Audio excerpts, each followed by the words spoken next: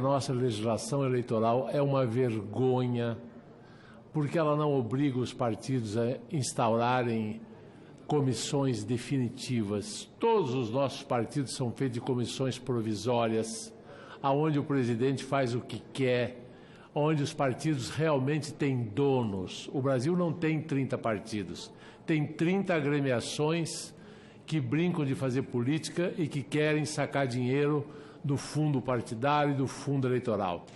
Querem aumentar de 2 bilhões, que foi a mensagem do governo, para 3 bilhões e 800. Se você somar isso, mais o fundo partidário, que é quase 1 bilhão, vai para quase 4 bilhões e 800, quase 5 bilhões. Se somarmos ainda o que o governo acaba pagando em renúncia fiscal para o horário eleitoral gratuito, essa conta sobe ainda mais. E ela fica maior do que tudo que o Brasil vai gastar o ano que vem em ciência e tecnologia. É uma vergonha.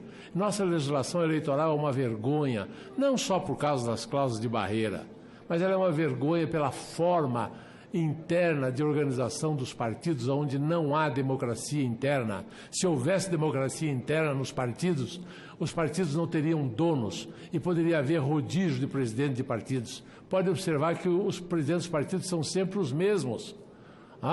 O Bivar é dono de um partido, daí o presidente sai e monta outro para ele ser dono do outro. E assim vai. O novo. Mais um, e mais um, não é? Temos donos, não temos presidentes. Não tem democracia interna nos partidos. São máquinas de faturar dinheiro público. E é uma vergonha o que se gasta com a eleição nesse país. Quanto à dívida interna, que aqui foi mencionada, eu queria só lembrar que eu fui o relator, senador, do PPA. E consta no PPA, que é o planejamento do governo para os próximos 4 anos, 3 anos do governo Bolsonaro, e mais o primeiro ano do próximo governo, cujo presidente não sabemos quem será. Todos os anos existe um déficit primário. Deixe-me lhe esclarecer o que é déficit primário.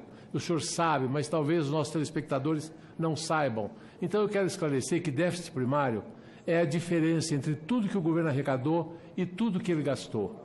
Que ele gastou com a máquina, não é com pagamento de dívida, não. É antes de pagar 1 centavo de juro. Então, mesmo que a dívida pública interna fosse zero, mesmo que o pagamento de juros fosse zero, o governo brasileiro ainda faria, esse ano, mais de 80 bilhões de déficit primário e faz déficit de mais 80 ano que vem, mais 50 no outro, mais 30 no outro. Só o governo Bolsonaro vai fazer mais de 300 bilhões de déficit primário. Nenhum tostão para pagamento da dívida. Não há que se alegar que o problema do Brasil é pagamento de juro, porque o governo não paga. E além de não pagar e só acumular, ele está fazendo dívida nova. E daí se pergunta de onde veio a dívida? É simples de responder. Veio da irresponsabilidade administrativa. Não há consenso de responsabilidade fiscal nesse país.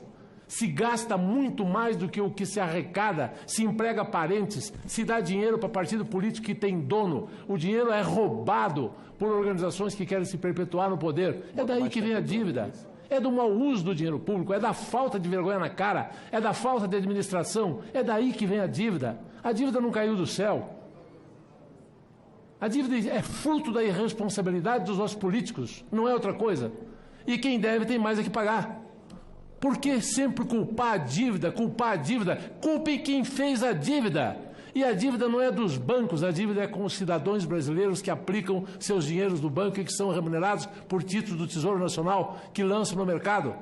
É preciso entender minimamente de economia para não se ficar culpando fantasmas que não existem. As responsabilidades têm donos, e o senhor está muito certo, os partidos têm donos. É uma imoralidade esse fundão, é uma imoralidade essa profusão de partidos que só existe no Brasil, que inviabiliza até a democracia. Não existe 30, 40 projetos de desenvolvimento